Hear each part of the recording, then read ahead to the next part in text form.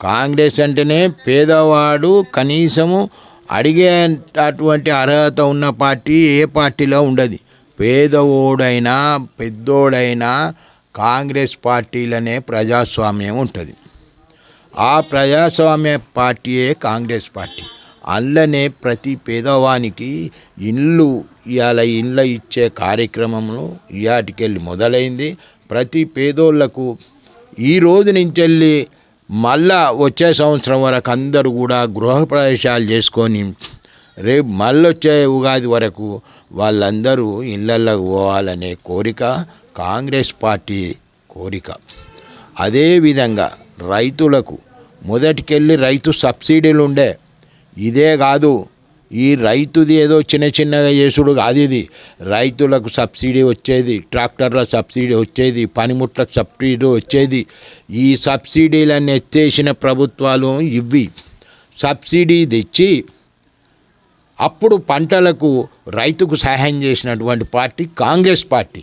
అప్పుడు డిఏపి ధర ఎంత, యూరియా ధర ఎంత, ఇయాటి డిఏపి ధర ఎంత, ఇయాటి ఫర్టిలైజర్ ధర ఎంత. అప్పుడు ఫర్టిలైజర్ వేసుకునే మిషన్లు హ్యాండ్ పంపుల కానిచెలు కూడా సబ్సిడీలే. 50% సబ్సిడీతో ఇచ్చినటువంటి ప్రభుత్వము రైతులకు చేసిందంటే కాంగ్రెస్ పార్టీ.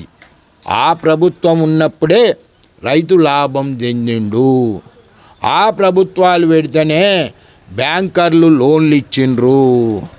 ఆ ప్రభుత్వం చేసినటువంటి జాతీయ విధానంలో ఏం చేసిండ్రంటే బ్యాంకులు జాతీయకరణ అయినాక ఖచ్చితంగా 18% రైతులకు రుణం ఇవ్వాలని బ్యాంకర్స్ ఒప్పందము. ఆ 18% ఇయాటి వరకు ఇస్తూనే ఉన్నారు రైతులకు. అదేవిధంగా పరిశ్రమలకు కూడా ఇస్తాండ్రు. అటువంటి పార్టీ కాంగ్రెస్ పార్టీ. కాంగ్రెస్ వస్తేనే పేదవానికి ఇంతంత బతుకుదెరువు ఉంటుంది, బతుకుంటుంది. వేరే ఏ పార్టీలో కూడా అంత ఉన్నోనికే జరుగుతుంది. కానీ కాంగ్రెస్ పార్టీ అట్లా కాదు. కాంగ్రెస్ పార్టీలో ఉన్నారంటే సీనియర్ కాంగ్రెస్ వాళ్ళు ఇప్పటికి కూడా ఉన్నారు, బతికున్నారు. వాళ్ళ దగ్గర మీరు ఇంకా తెలుసుకోవాలి. నాకన్నా తెలిసిన సీనియర్లు ఎక్కువ ఉన్నారు. మా శాసనసభ్యుడు కూడా మొన్ననే కాంగ్రెస్కి వచ్చిండు. ఆయన కొద్దిగా అటు ఇటు ఉన్నా కానీ కాంగ్రెస్కి వెళ్ళే వాళ్ళ బిడ్డని ఎంపీ చేసినాం. ఆమె అంటే మా గౌరవం. ఆమె అన్ని విషయాలు కూడా చెప్తుంది. రేపు కాంగ్రెస్ అంటే ఏందో కడియం కావ్యనే చెప్తుంది. శ్రీహరి గారు అంటే కొద్దిగా అటు ఇటు ఉంటాడు కావచ్చు. ఎందుకంటే ఆయన నేచర్ అంతా రాజకీయంగా వచ్చినప్పటికెళ్ళి కూడా కాంగ్రెస్ వ్యతిరేకంగా అనే భావం ఉంటుంది. కానీ కావ్యది అట్లా కాదు. Kavya is very nice girl. ఆమె మంచి ఎంపీ కావాలి, మంచి పార్లమెంటేరియన్, మంచి ఎడ్యుకేషనల్, మంచి చదువుకున్న డాక్టర్ కాబట్టి ఆమె విషయాల మీద సంపూర్ణ అవగాహన ఉన్నది.